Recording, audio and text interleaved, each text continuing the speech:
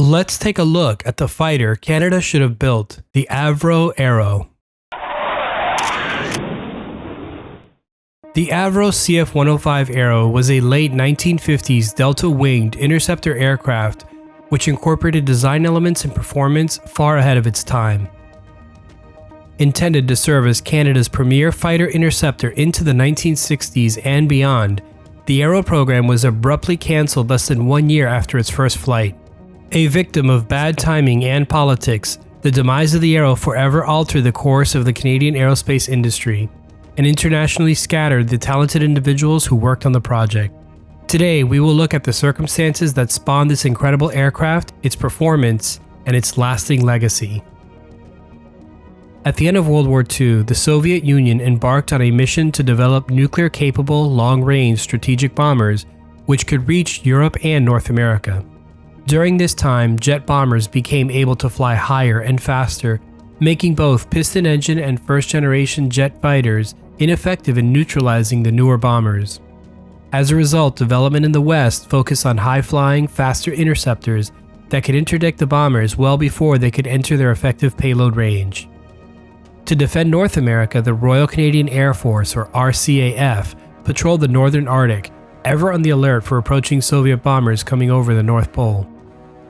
In 1945, Hawker Siddeley created a subsidiary known as Avro Canada, with facilities located at the Malton, Ontario airport.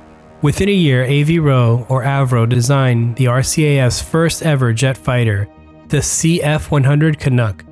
After much testing and a lengthy prototyping stage filled with various challenges, the all-weather CF-100 Canuck entered service 7 years later in 1953. Despite these delays, the CF-100 went on to have a long career, serving in various roles all the way up until 1981. However, almost as soon as the CF-100 was deployed, the RCAF realized that a newer and faster interceptor was needed. In 1953, the RCAF released specification AIR-7-3. The requirements for AIR-7-3 were as follows: a twin-engine, two-man crewed aircraft with a Mach 1.5 cruising speed, a 50,000 feet service ceiling, a ground turnaround time of less than 10 minutes, and the ability to reach 50,000 feet and Mach 1 in 5 minutes from a cold engine start. Additionally, the aircraft would have to be able to perform a 2G turn at Mach 1.5 at 50,000 feet without losing altitude. Finally, the new aircraft was also to have a range of 300 nautical miles for a normal mission and 200 nautical miles for a high-speed intercept mission. And if these requirements sound outlandish for the early 1950s, they were. In fact, an RCAF team visited manufacturers in the United States, UK, and France and concluded that not only were there no existing fighters that could meet these requirements, there were not any planned fighters that could. The Arrow, however, would not just meet these requirements, but exceed them. By the time the AIR-7-3 requirements had been published, Avro had already been conducting extensive research on supersonic aircraft. In fact, the little-known CF-103 had made it to the prototyping wooden mock-up stage. The CF-103 was a CF-100 with swept wings. The swept wings allowed for better transonic performance. However, when a straight-wing CF-100 broke the sound barrier in 1952, interest in the CF-103 dried up. Despite this, Avro continued to research and develop airframe designs. The next aircraft in the series became known as the CF-104. The CF-104 made use of a delta wing. The delta wing had the same advantages of a swept wing in supersonic and transonic flight, with the added benefit of providing much more internal area for fuel, a vital component for a long-range and fast interceptor. The disadvantages of delta wings are increased drag at low speeds and altitudes, along with much higher drag while maneuvering.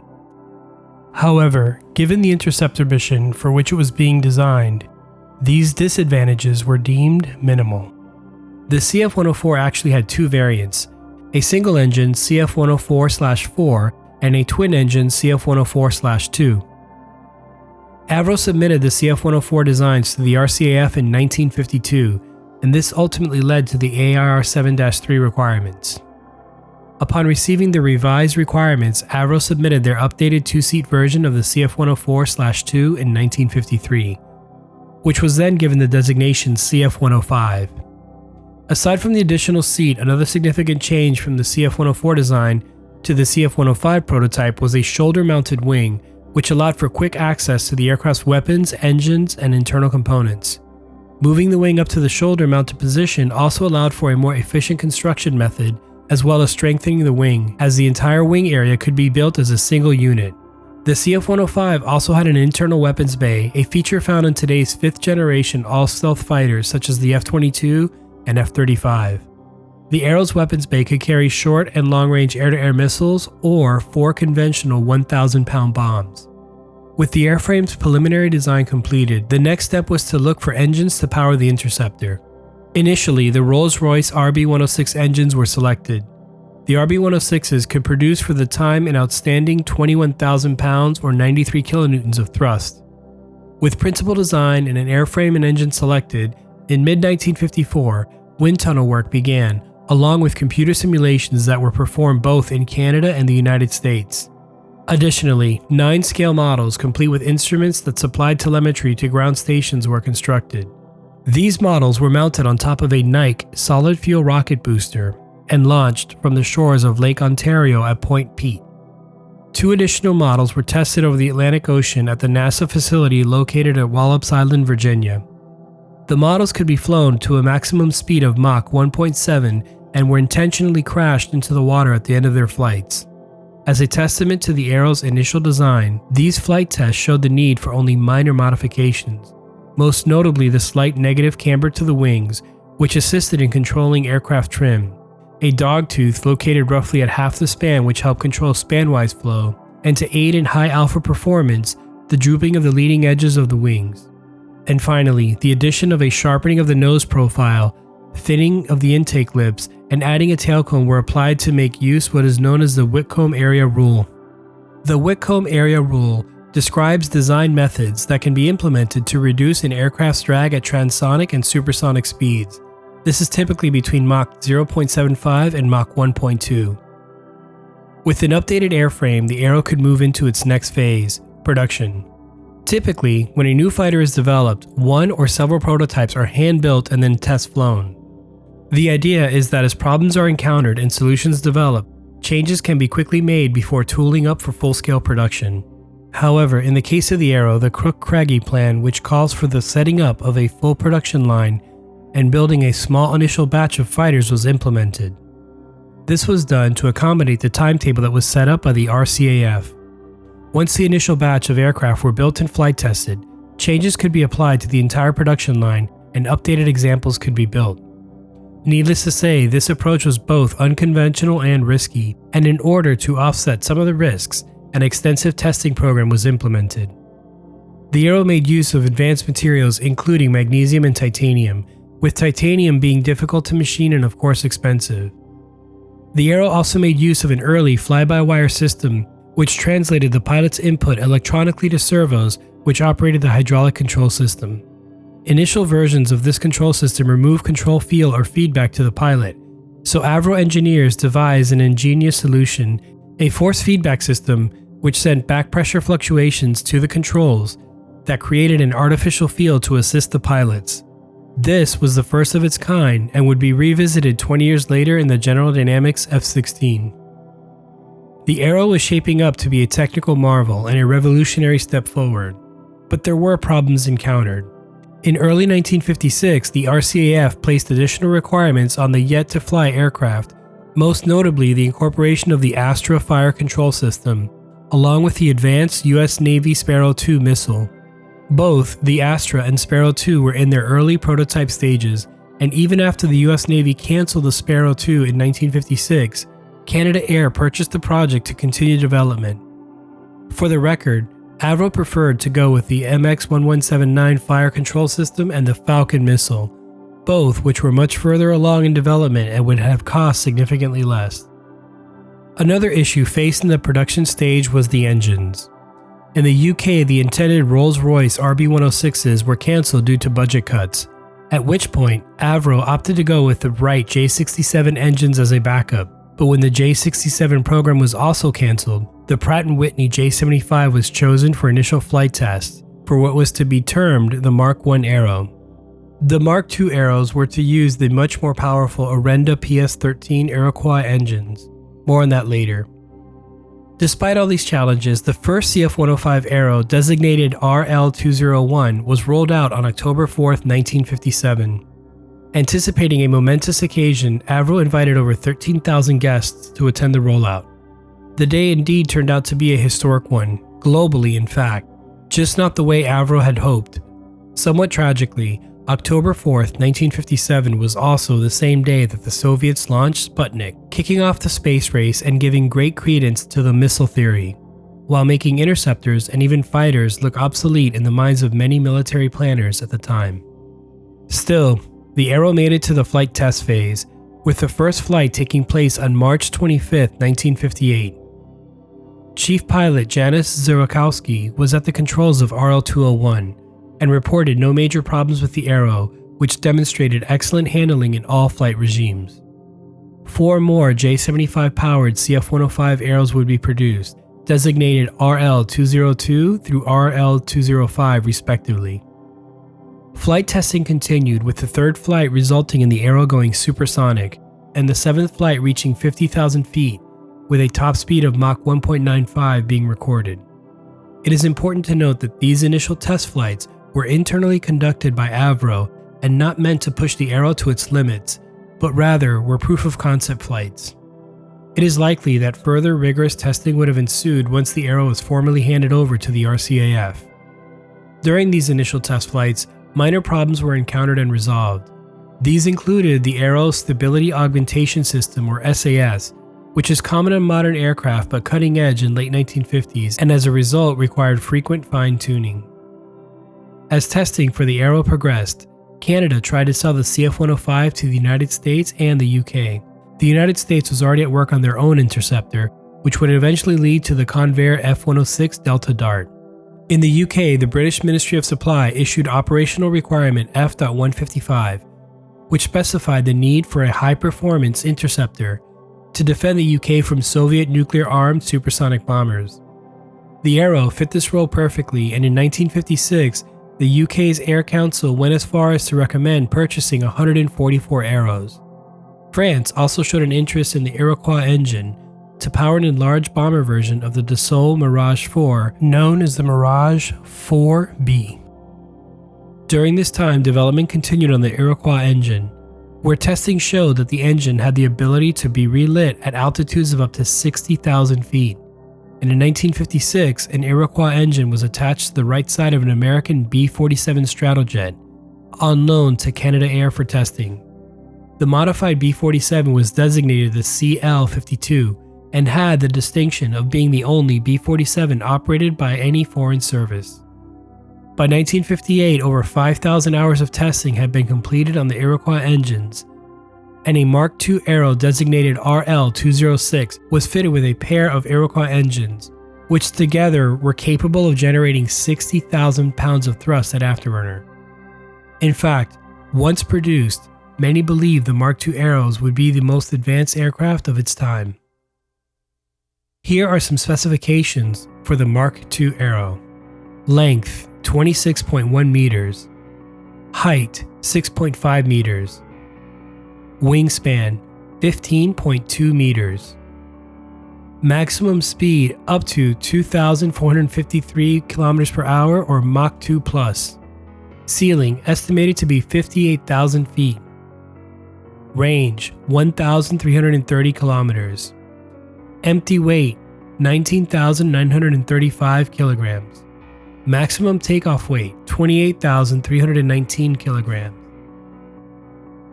Engine. Each Arenda Iroquois PS-13S generates 26,000 pounds of thrust dry or 30,000 pounds of thrust with afterburner. The Arrow had an incredibly bright future, and there were even preliminary designs of a Mark III version capable of speeds up to Mach 3. However, there was trouble on the horizon, which had been brewing for some time. The Arrow program was incredibly expensive, causing strong opposition to develop as early as 1953 from the chiefs of staff of both the Canadian Army and Navy, who felt that substantial funds were being diverted to the RCAF. Air Marshal Hugh Campbell, however, diligently backed the program. In 1957, the progressive conservative government led by John Diefenbaker was elected. Diefenbaker campaigned under the promise of reining in rampant spending, and the very expensive Arrow project was a natural target. Diefenbaker also signed the North American Air Defense or NORAD agreement with the United States, which effectively made Canada a partner with American command and control. At the same time, the USAF was working on Project SAGE, an ambitious effort to integrate the air defense of North America. Key to the SAGE project was the use of Bomark nuclear-tipped anti-aircraft missiles. A plan was proposed to sell both the SAGE system and the Bomark missiles with a price tag of over $270 million. This did not include Canada's cost to upgrade the radars. Essentially, it was determined that Canada could afford the SAGE Bomark system or the Arrow, but not both. With growing fears of attacks from intercontinental ballistic missiles, the term missile gap began to be applied to describe the new arms race focused around missiles. Still, the first Mark II Arrow, RL-206, was getting ready for taxi trials and poised to break world altitude and speed records. Then, the unthinkable happened.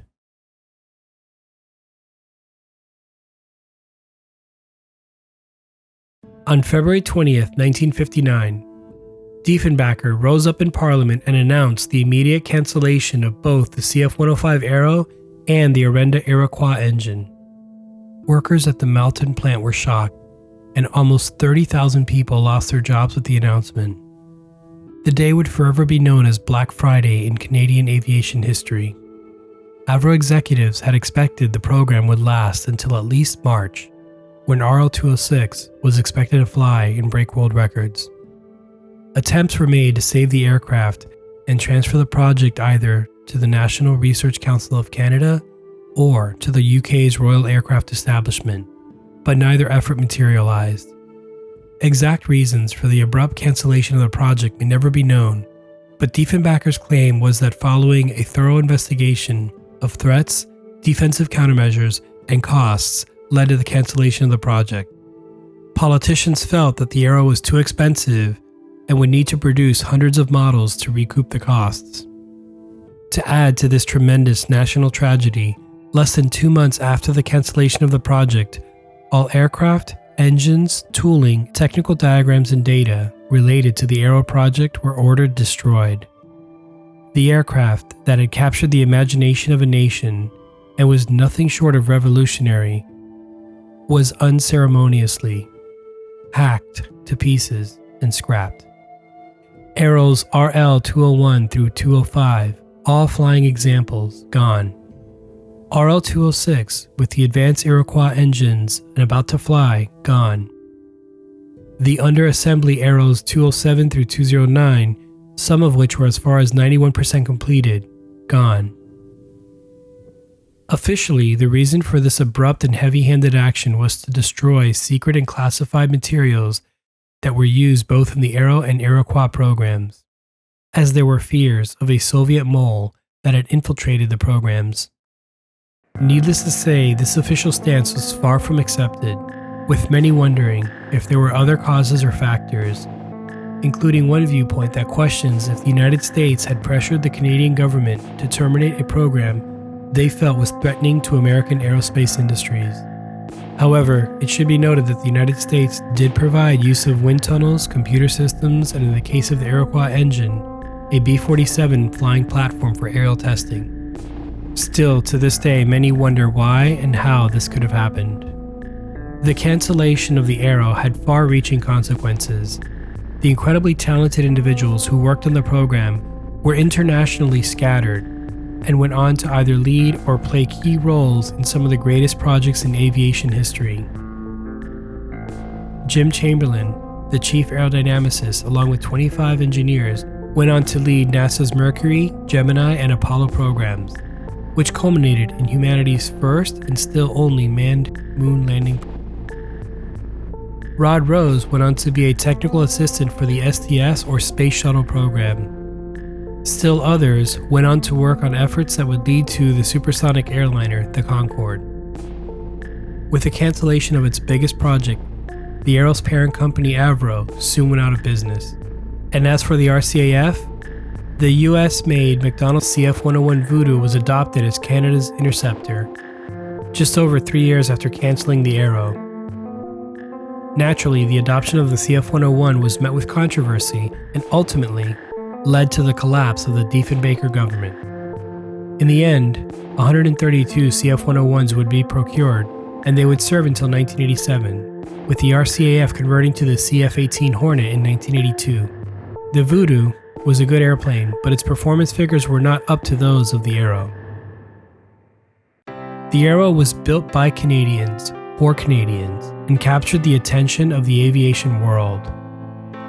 Still the pride of many Canadians today, as recently as 2012, there was talk of reviving the Arrow program to replace the F-35, which was becoming more and more costly.